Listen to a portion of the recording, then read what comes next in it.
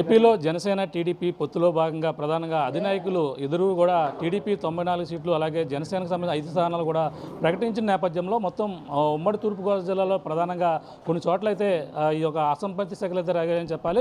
కొన్న కాకినాడ రూరల్ నుంచి జనసేన కేటాయించడంతో ఇక్కడంతా కూడా ఉధృత వాతావరణం నెలకొంది. గత కొన్ని రోజుల నుంచి కూడా ఇక్కడ బీసీ క్యాండిడేట్గా ఇవ్వాలంటూ ఒక నినాదం అయితే వినిపించింది. కానీ బీసీ సామాజిక వర్గం నుంచి ఉన్నటువంటి శెట్టిపల్లి సామాజిక వర్గం చెందిన మాజీ ఎమ్మెల్యే ఎవరైతే ఉన్నారో పిల్లి అనంతలక్ష్మి దంపతులతో పాటు వాళ్ళందరూ కూడా గత కొన్నాళ్ళ నుంచి కూడా ఇక్కడ సీటు వస్తుందంటూ ప్రచారం అయితే జోరెందుకుంది. కానీ జనసేన కేటాయించడంతో ఇక్కడ ఉన్నటువంటి కేడర్ కూడా పక్కన టీడీపీ నాయకులందరూ కూడా ఆందోళన బాట చేపట్టారు. ఈరోజు ముఖ్యంగా పిల్లి అనంతలక్ష్మి దంపతులు ఇంటిని అయితే బీసీ నేతలందరూ కూడా ముట్టడించిన పరిస్థితి ఉంది. ఇక్కడ అసలు ఏం జరుగుతుంది, వాళ్ళకి ఎటువంటి హామీ ఇచ్చారు, మరిన్ని విషయాలు అడిగి తెలుసుకునే ప్రయత్నం చేద్దాం. ప్రస్తుతం పిల్లి అనంతలక్ష్మి దంపతులు సత్యబాబు గారు మరిన్ని విషయాలు అడుగుదాం. సార్ చెప్పండి, ఏంటి ఈరోజు అందరూ కూడా మీ ఇంటిని ముట్టడించడం జరిగింది, అసలు ఏం జరిగింది? ఒక పక్కన అసమ్మతితో రాష్ట్రం అంతా జనసేన టీడీపీ నాయకులు కొంతమంది నిరసనలు తెలియజేస్తున్నారు. ఇప్పుడు టీడీపీ నాయకులు అసమ్మతి శాఖలు రగులుతున్నాయి. ఏ విధంగా చూడాలి? అసమ్మతి ఏమీ లేదండి. జనసేనకి వెళ్తుందని ముందు నుంచి మాకు ఊహాగానాలున్నా వాళ్ళకున్న వాళ్ళకి ఇచ్చిన కండిషన్స్ ప్రకారంగా. కాకపోతే ఇక్కడ ఉన్న కార్యకర్తలని కానీ నాయకులను కానీ అడగకుండా నిర్ణయం తీసుకున్నారు అన్నది కొంచెం ఇబ్బందికరమైన పరిస్థితులు ఉన్నాయి వీళ్ళకి, కార్యకర్తలకు. దాని మీద మాకు కూడా తెలియకుండా ఏదో అటా అని అనుకున్నాం తప్ప అందరూ ఎలాగొచ్చి పెట్రోల్ పోసుకుని ఒకడో, ఫ్లెక్స్లు చింపేసి ఒకడో, ఇదంటే దొల్లేసి ఒకడో రకరకాలుగా నిరసన తెలియపరుస్తారు. ఇది మళ్ళీ శుతిమించి రాగం కొత్తదనో ఆలోచన కూడా మాకు రాలా.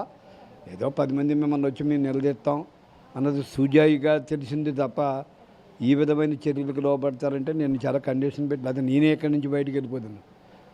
ఏదో వస్తా అన్నప్పుడు నా కార్యకర్తలు రోజు 50 మంది 60 మంది రోజు మొత్తం పోతూ ఉంటుందండి. మాకు శుభలేఖ ఇవ్వటంకో, మంచికో చెడ్డకో వచ్చి కూర్చోవటంకో. అందరూ ఈ టికెట్ రాలేదని 2 రోజులు కూడా అసలు 2 రోజులు నిన్న మొన్న కూడా భోజనం చేయలేదు, ఇవాళ కూడా భోజనం చేయని పరిస్థితి. వీళ్ళందరినీ పంపి వాళ్ళు భోజనం చేయకుండా మేము భోజనం చేయకుండా, అది మాకు అలవాటు.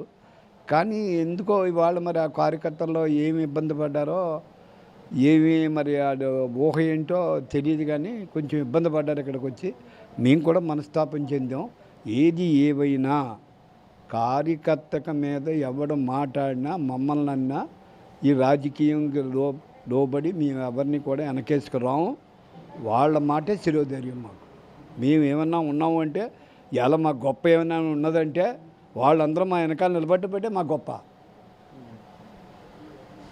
ప్రధానంగా ఇక్కడ టీడీపీ నుంచి కానీ జనసేన నుంచి కానీ చిట్టిపల్లి సామాజిక వర్గానికి కూడా ఒక సీటు కూడా రాలేదని ఒక అసంతృప్తి కూడా మొత్తం నేతల్లో ఉంది.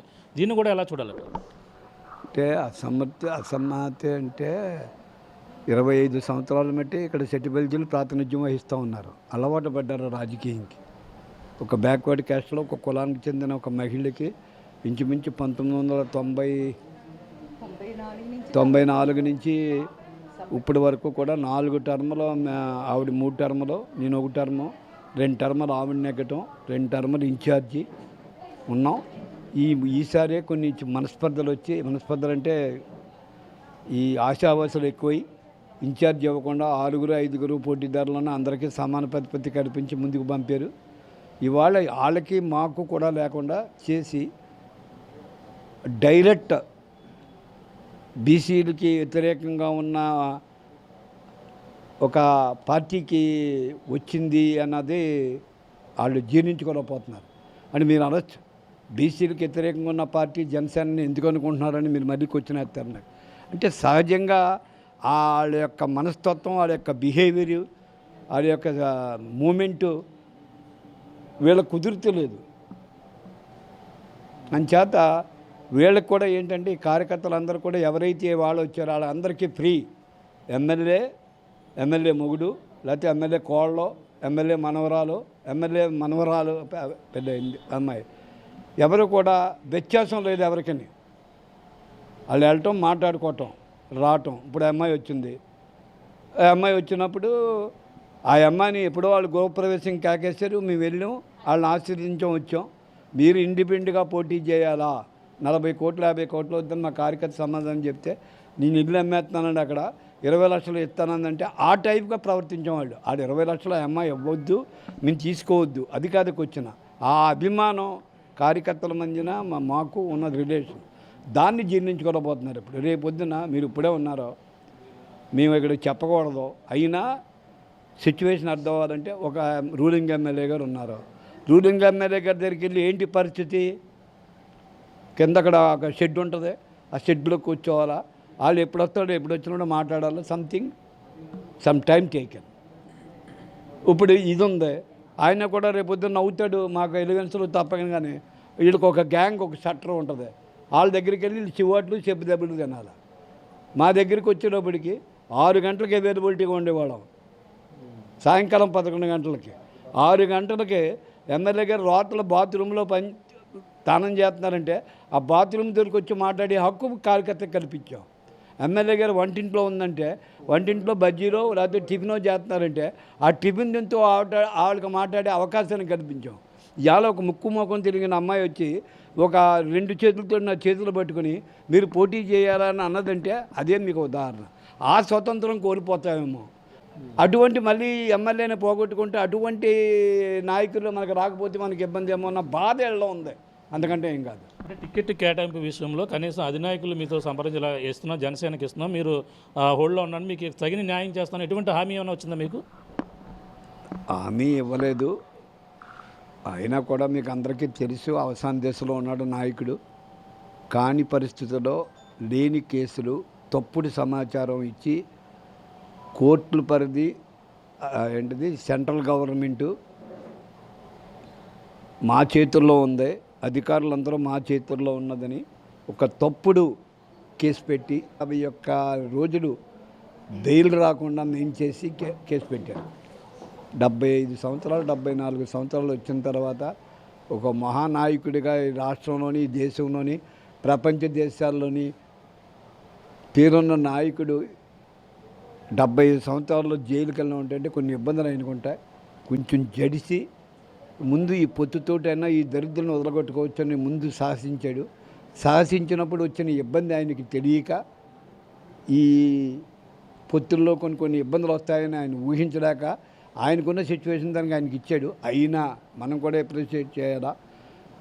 పవన్ కళ్యాణ్ గారు హుందాతనంగా 24 సీట్లకు ఒప్పుకుని ఒక 4వ 3వ కాల రిక్వెస్ట్ మీద అడిగితే అడగచ్చు, కానీ 24కు ఒప్పుకున్నప్పుడు ఆయన ఆలోచన విధానానికి జోహార్లు అర్పించాలా మేము. ఇప్పుడున్న క్యాండిడేట్ ఎవరైతే ఉన్నారో జనసేన కానీ పంతం నానాజీ గారు మీతో సంప్రదించడం కానీ, టికెట్ వచ్చిన తర్వాత మీతో మాట్లాడడం కానీ ఇటువంటి ఏమైనా జరిగాయండి?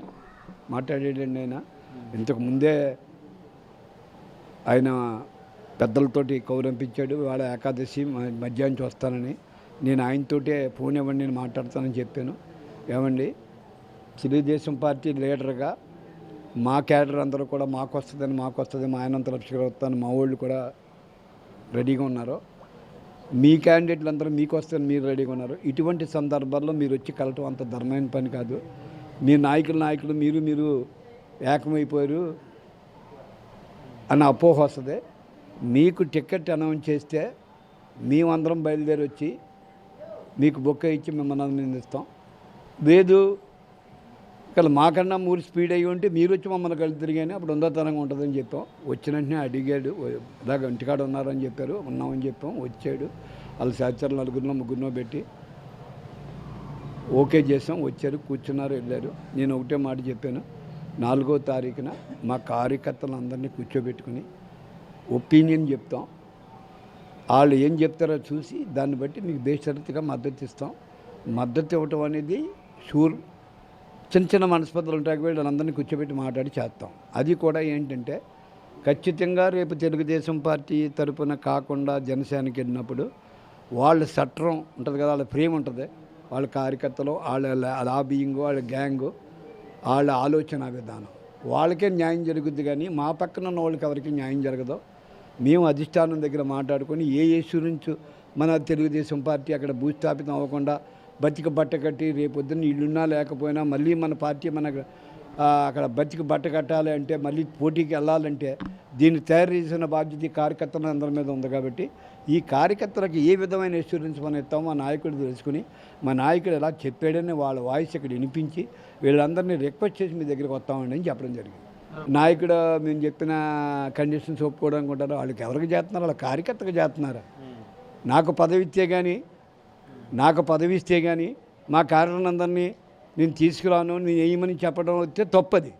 నేను అడిగింది నాకు పదవి వద్దు, నేను శాశ్వత జీవితం రాజకీయాల నుంచి పక్కకి తప్పుకుంటాను. వీళ్ళకి ఒకసారి ఒక ఫ్రేమ్ ఏర్పాటు చేసి ఆ ఫ్రేమ్లో వాళ్ళకి కావాల్సింది ఒక ఇన్ఛార్జిని మంచోడిని వేసో లేకపోతే పక్క నియోజకవర్గంలో ఆవిడకో మినిస్టర్ వస్తుందో వాళ్ళకి ప్రత్యేకంగా ఇన్ఛార్జ్ చేసి ఈ లాయల్టీ ఏవైతే ఉన్నాయో హౌసింగ్, ట్రాక్టర్లు, స్పేర్లు, పట్టాలు, రకరకాల సంక్షేమ అభివృద్ధి కార్యక్రమాలు, రోడ్లు, డ్రైన్లు, బిల్డింగులు ఏమన్నా వచ్చినప్పుడు వాళ్ళు అంటా ఉన్నారు కదా 60% ఏదో రేషియో పెట్టుకుని మా రేషియో ఆ ఇన్ఛార్జి ద్వారా ఇచ్చి వీళ్ళని సమకూర్చమానండి. బేషరతుగా నేను పక్కన తప్పుకుంటాను. మాకు కావాల్సింది ఒకటే, కార్యకర్తలకి ఏ విధంగా మీరు సూచించి తెలుగుదేశం పార్టీ లీడర్లను కాపాడుతారు. మాకు పదవుల అవసరంలా మీరు ఇచ్చే ఆఫర్లు కూడా నేను ఆబ్లిగేషన్ కాదు, ఖచ్చితంగా చెప్తున్నాను. మీరు అడిగారు ఇందాక ఇండిపెండెంట్గా పోటీ చేయమని అడుగుతున్నారు కదా, మీ ఆలోచన ఏంటండి? మేము రాజకీయ నాయకులు, పుట్టిన 20వ సంవత్సరం నుంచి రాజకీయంలో ఉన్నవాళ్ళం. మేము 20-30 సంవత్సరాలు వచ్చింది తెలుగుదేశం పార్టీలోకి వచ్చాక ఊయి సత్యబాబు అని తెలిసి ఉండొచ్చు తప్ప నేను మా స్వగ్రామంలో ఉన్నప్పుడు 20వ సంవత్సరం నుంచి సర్పంచ్ పదవి చేస్తూ అనేక రకాలను చూసుకుంటూ వచ్చాను. కార్యకర్తల మనోభావాలు నాకు తెలుసు. ఇవాళ ఉద్రేకంగానో హెచ్చరికగానో ఇక్కడికి వచ్చి మీరు ఇండిపెండెంట్గా పోటీ చేయాలని అనుకుంటే ఇదంతా కూడా నా బలము, ఇదంతా కూడా నా యొక్క గొప్పతనం అనుకుని నేను ఇండిపెండెంట్కి వెళ్తే పాడయ్యేది నేను. కారణం అక్కడ పార్టీనికి ద్రోహం చేసినట్టు, యువతల పార్టీ ఇచ్చిన నాయకుడికి అన్యాయం చేసినట్టు, వీళ్ళందరూ నాతో ఉంటారని గుడ్డి నమ్మకం నమ్మటం తప్ప. ఇక్కడికి వచ్చిన వాళ్ళే వీడు బాగానే పోయింది, వీడి దగ్గరికి వెళ్ళిపోతే మళ్ళీ మన పదవులు మనకు కొత్త ఆయన ఆలోచన ఉన్నవాడు, వీడికి ఎలాగ టికెట్ రాదు, వీడు ఎలాగ ఇండిపెండెంట్గానే ఎక్కడో వీడి దగ్గర నుంచి పోతే మన పదవులు మనకు దక్కుతాయని ఆలోచన ఉన్నవాళ్ళు కూడా ఇక్కడ కొత్త ఉంటారు. అది అనంతలక్ష్మి గారికి లేకపోవచ్చు, నాకు కూడా ఉన్న క్యాడర్కి ఉండొచ్చు. కానీ నాకు తెలుసు, ఎన్నో రకాలు చూసాం, ఎన్నో రకాల ఇబ్బందులు పడ్డాం. ఏదన్నా పార్టీ మారుతాడు, పార్టీకి పోతాడు, తప్పుడు ప్రచారాలు చేసి బతికి ఓడికి హెచ్చరిక. ఆనాడు తెలుగుదేశం ప్రభుత్వం ఇప్పుడున్న చంద్రబాబు నాయుడు గారి కన్నా ముందు జాయిన్ అయిన వ్యక్తిని నేను వెళ్ళిపోయిన 1 సంవత్సరంకి వచ్చాడే మీన. నేను రామారావు గారి దగ్గర 8 నెలల తర్వాత జాయిన్ అయిన వ్యక్తి. నేను ఆనాడు చెప్పాను, ఈనాడు చెప్పాను. ఆ ధైర్యం నాకు ఇవ్వాలి. నేను భగవంతుని కోరుకుంటున్నాను. ఎందుకంటే ఏదో పార్టీలకు పోవాలా. ఇప్పుడే చెప్పాను, అది ఎవడో వచ్చి రంగు చేస్తుందని రోజు దాని మొగుడు అంటుంటే నా మొగుడు ఎలాగంటున్నాడు, రంగు చేస్తే ఎలాగ ఉంటుందని పోద్దంట. అలాగా మీరు రోజు పోతారు అంటే మీ కోరిక అదే అయితే నా ఎదురుగుంటా చెప్పానంటే సాయంకాలంగా పోతాను. ఆ పెద్ద మనుషులకి మీ ద్వారాగా మీకు అన్నీ చూపించండి, క్లిప్పింగ్ నాకు పంపండి. ఎవరన్నారో ఆ క్లిప్పింగ్ వాళ్ళకి పంపుతాను. నేను 2 చేతులతో దండం పెడుతున్నానండి. పెద్దవారు మీరు పోతారు అంటున్నారు. కాబట్టి ఆ పోతే ఎలా ఉంటుందో మీకు చూపిస్తాను. మీ మాట మీద పోతున్నానంటే నమస్కారం పెట్టి క్లిప్పింగ్ పంపిస్తాను.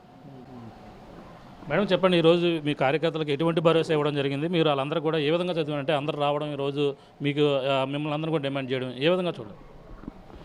ఏ విధంగా చూడటానికైనా ఇప్పుడు వరకు 2019 నుంచి ఇప్పుడు వరకు మాతో ఉన్నారు, అందరూ క్యాడర్ అంతా ఉన్నారు. అందుకే ఈవేళ అనుకోకుండా జనసేనకి అనౌన్స్ చేయడం వల్ల అందరూ కూడా చాలా బాధపడ్డారు. ఎందుకంటే వాళ్ళు ప్రతి గ్రామం నేను 5 సార్లు డోర్ క్యాన్వాసింగ్ చేశాను. 5 సార్లు కూడా ప్రతి ఇంటికి వెళ్ళడానికి వీళ్ళందరూ నాతో ఉండి మా భార్యాభర్తలు ఇద్దరిని ముందుకు నడిపించి రాత్రి 9 అయినా 10 అయినా అమ్మ ఇంకొక 2 ఇల్లు ఉండిపోయినాయి అమ్మ వెళ్దామమ్మా అంటే తప్పనిసరిగా చేశారు. అందుకే ఈ వ్యాలీ అందరూ కూడా ఎంత బాధపడటం జరిగింది. ఏదైనా మా నాయకుడు కౌరు పంపుతారు, కౌరు పంపిన ప్రకారంగా ఆయన ఏం చెప్తారో దాని మీద మేము వచ్చి మళ్ళీ మీటింగ్ పెట్టుకుని అందరికీ ఇలాగ అన్నారు బాబు, ఇలా చేశారు, మనం అందరూ ఏకమై చేద్దామంటారో ఏమంటారో మా నాయకుడు చెప్పిన దాని మీద మేము శిరస వహిస్తాం. ఎందుకంటే నాకు 4 సార్లు ఎమ్మెల్యే ఇవ్వటం, టీటీడీ బోర్డు నెంబర్ 2 సంవత్సరాలు ఇవ్వటం, ఇప్పటికి ఇంకా కూడా మేము చంద్రబాబు నాయుడు గారు పుణ్యవాంట మేము దేవస్థానంకి వెళ్ళి దర్శనం చేసుకుని వస్తున్నాం. అలాంటి ఆయనకి మేము ఎప్పుడు ఎన్నుపోటు పోవడం, మమ్మల్ని కౌరు పంపిన దాని మీద ఆయన చెప్తారు, చెప్పిన మీద మేము అందరం మీటింగ్ వేసుకుని తప్పనిసరిగా చంద్రబాబు నాయుడు ముఖ్యమంత్రిగా చేయటానికే మా ధ్యేయం. మా నియోజకవర్గం ఉన్న కొడుకులు కానీ కోడళ్ళు కానీ అందరూ అమ్మ అని పిలుస్తారు. అదే మాకు ఈవేళ ఓడిపోయినా మేము తిరుగుతున్నామంటే వీళ్ళందరూ చాలా వల్ల మేము ఈవేళ తిరుగుతున్నాం. ఓడిపోయినా మేము వీళ్ళందరితో ఉంటుంటే నెగ్గిన ఎమ్మెల్యే కిందే మా భార్యాభర్తలు ఇద్దరు హ్యాపీగా ఫీల్ అవుతున్నాం. ఈ విషయాన్ని ఈరోజు జరిగిన విషయాన్ని అందరూ కూడా అధినాయకుడికి దృష్టి తీసుకుని వెళ్తారా? ఆయనే చూస్తారు, కౌరు పంపుతారు అన్న మీద ధైర్యంగా ఉన్నాం. మేము కౌరు పంపిన దాని మీద మేము వెళ్తాము, వెళ్ళి ఆయన ఏం చెప్తారో చేస్తాం. చూస్తున్నా ఇది పరిస్థితి. ప్రధానంగా ఇతర భవిష్యత్తు కోసం అధినాయకులు తీసుకున్న నిర్ణయానికి అయితే మేము ఎంత కట్టుబడి ఉంటాం. కానీ కార్యకర్తకి ఎటువంటి అన్యాయం జరిగినా ఊరుకునేది లేదు. ఇప్పుడు కాకినాడ రోడ్లో జరిగిన పరిణామం ఏదైతుందో ఈరోజు కార్యకర్తలు అందరూ కూడా సముదాయించడం జరిగింది. వాళ్ళ ఇంటికి వచ్చి మా భవిష్యత్తు ఏంటంటూ అడిగిన నేపథ్యంలో వాళ్ళందరూ కూడా సముదాయించాం. మరొకసారి వాళ్ళందరితో కూడా ఆత్మీయ సమావేశం పెట్టి కార్యాచరణ ఏంటనేది కూడా పూర్తిగా వివరిస్తాం. పార్టీకి నమ్మకాన్ని కూడా మేమంతా కూడా ఉమ్ముచేము. అధినాయకుడు ఏదైతే నిర్ణయం తీసుకున్నాడో ఆ నిర్ణయం ప్రకారంగా పొత్తులకైతే మేమంతా కూడా కలిసి పనిచేస్తాం. కానీ ప్రతి కార్యకర్తకు కూడా వాళ్ళకి భవిష్యత్తు ఏంటి, ఒక కార్యాచరణ ఏంటి అనేది కూడా పూర్తి స్థాయిలో హామీ ఇచ్చిన నాడే వాళ్ళందరూ కూడా మేమంతా కూడా ఈ కాకినాడ రూరల్లో జరిగిన పరిణామాలు అధినాయకుడి దృష్టికి తీసుకెళ్లిన తర్వాత మేమంతా కూడా నిర్ణయం త్వరలోనే ప్రకటిస్తా అంటూ ఈ కాకినాడ రూరల్ సంబంధించినటువంటి మాజీ ఎమ్మెల్యే పిల్లి అనంతలక్ష్మి దంపతులు చెప్తున్న పరిస్థితి ప్రధానంగా ఉందని చెప్పాలి. ఇది కూడా తాజా పరిస్థితి. మేము రాముతో ప్రకాష్, RTV కాకినాడ రూరల్ నుంచి. మరిన్ని వీడియోస్ కోసం ఛానల్ ని సబ్స్క్రైబ్ చేయండి. లేటెస్ట్ అప్డేట్స్ కోసం వాట్సాప్ ఛానల్ ని ఫాలో చేయండి. అండ్ లింక్ డిస్క్రిప్షన్ లో ఉంది.